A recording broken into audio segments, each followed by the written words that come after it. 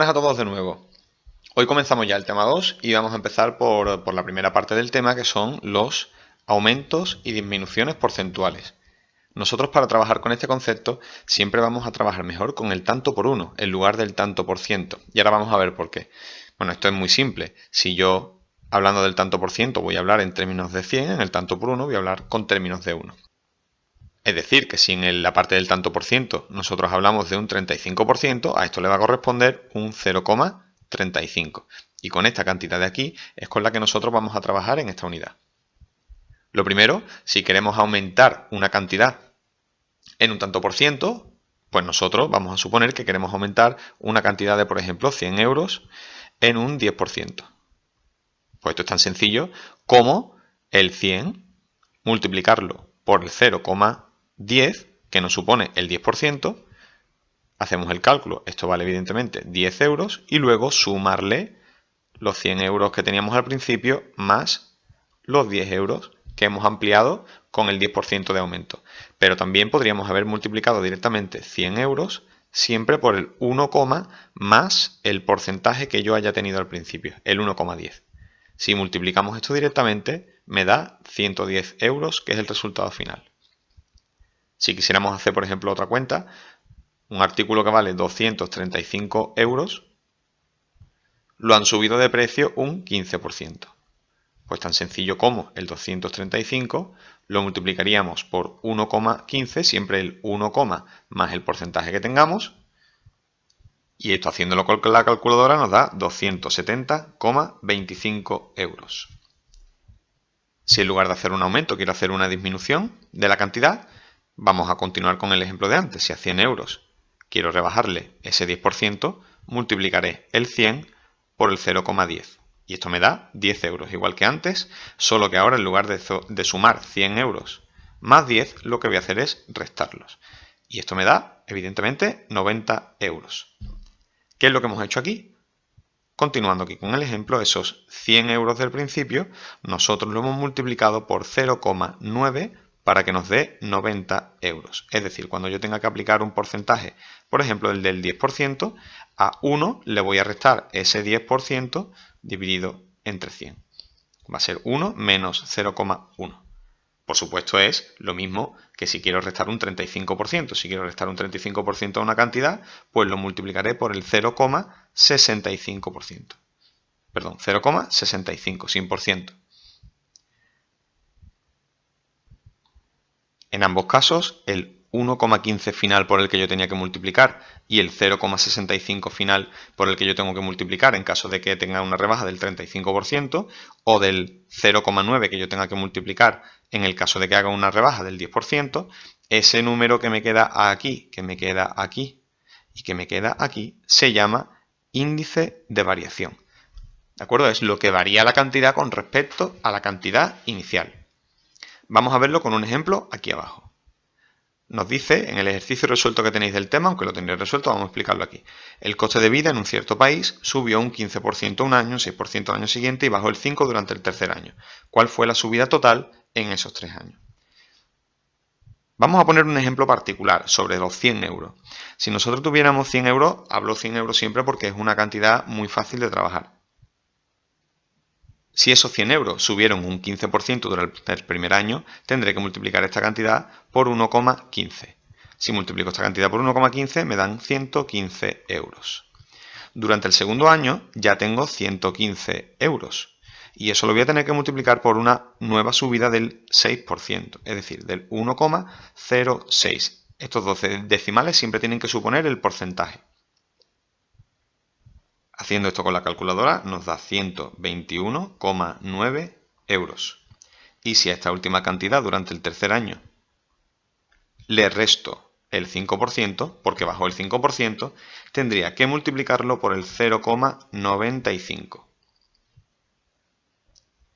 Lo que nos da una cantidad de 115,805 euros. Nos pregunta que cuál fue la subida total en esos 3 años. Pues si al principio nosotros teníamos 100 euros y ahora nos hemos quedado con 115,805, la diferencia de estos dos números es la subida que hemos tenido, es decir, 15,805 805 euros. Esta fue la subida. Si nos hubieran pedido el porcentaje de subida, también podríamos calcularlo, que sería la cantidad final que nosotros hemos calculado dividido entre la cantidad inicial que teníamos de dinero.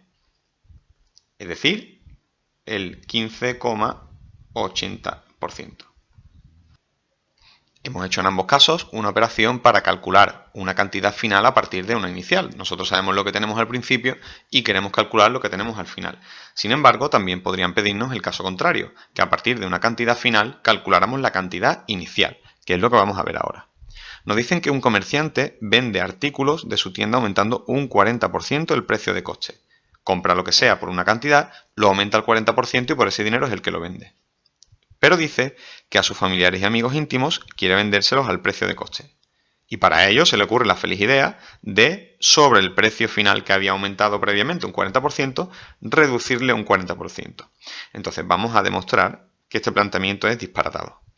¿Vale? Que no tiene sentido que si nosotros aumentamos un 40% primero y luego disminuimos un 40%, no quiere decir que vayamos a llegar a la cantidad inicial. De hecho, nunca llegaremos a esa cantidad.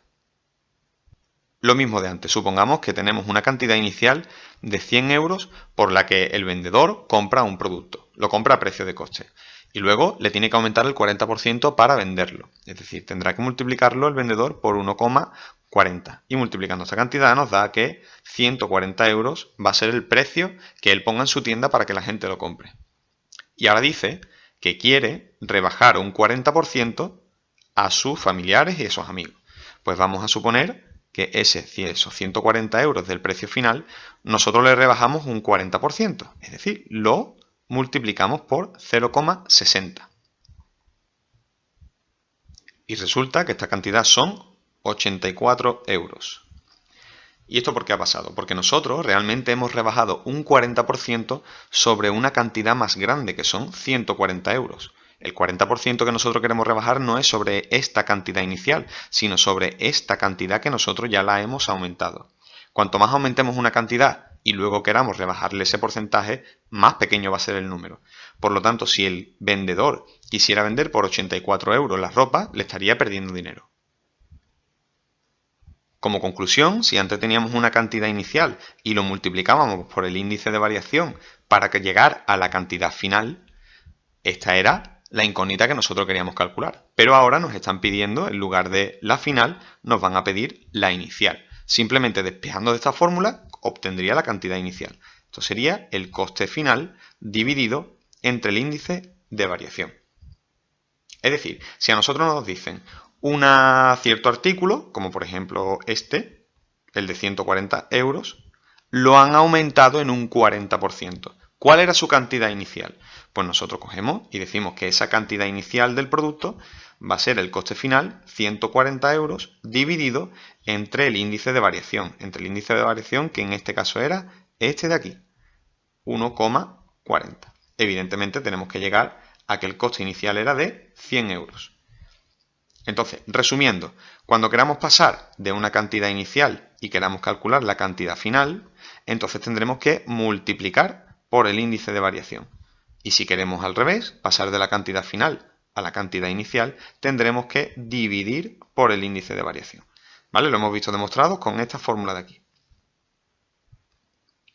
Vamos a pasar ahora directamente a un ejemplo. Nos dicen que después de rebajarse en un 35%, un artículo vale ahora 81,90 euros. El 81,90 euros es el precio final, el coste final, porque ha sido después de hacer la rebaja. Como estamos hablando de una rebaja y no de un aumento de precio, el 35% este, en lugar de sumarlo, tendremos que restárselo a 1. Es decir, 1 menos 1,00 menos 0,35 va a suponer el 65, 0,65. Y este va a ser nuestro índice de variación. Para calcular la cantidad inicial, simplemente aplicando la lógica y aplicando también la fórmula esta que tenemos aquí, tendremos que el coste inicial de ese producto va a ser igual al coste final dividido entre el índice de variación. Ponemos primero con siglas índice de variación. Como nuestro coste final son 81,90 euros, y nuestro índice de variación hemos dicho que es el 0,65, esto me da que en total el precio del producto inicial era 126 euros. Si queréis hacemos la comprobación. Si a 126 euros yo le rebajo un 35%, como me están diciendo aquí, tendría que multiplicar esta cantidad por 0,65. Claramente esto me va a dar 81,90 euros. ¿De acuerdo? Con esta pequeña formulita de aquí, si queremos calcular el coste inicial, y sin despejarla si queremos calcular el coste final. Una cosa que se me ha olvidado comentaros antes es que este cálculo de aquí podríamos haberlo hecho directamente, este del ejercicio resuelto 1. Si nosotros tenemos varias subidas y bajadas dentro de un mismo ejercicio, no tendríamos por qué calcular cada uno de los precios con cada uno de sus índices de variación. Podríamos coger solo la cantidad inicial, 100 euros, y luego multiplicarlo sucesivamente por cada uno de los índices de variación. Si nosotros hubiéramos multiplicado esto directamente, los índices de variación, me quedaría 1,15, que multiplicado por 1,06 y multiplicado por 0,95 me da 1,15805. Como estaba claro que iba a dar. Si la cantidad inicial la multiplico directamente por el índice de variación global,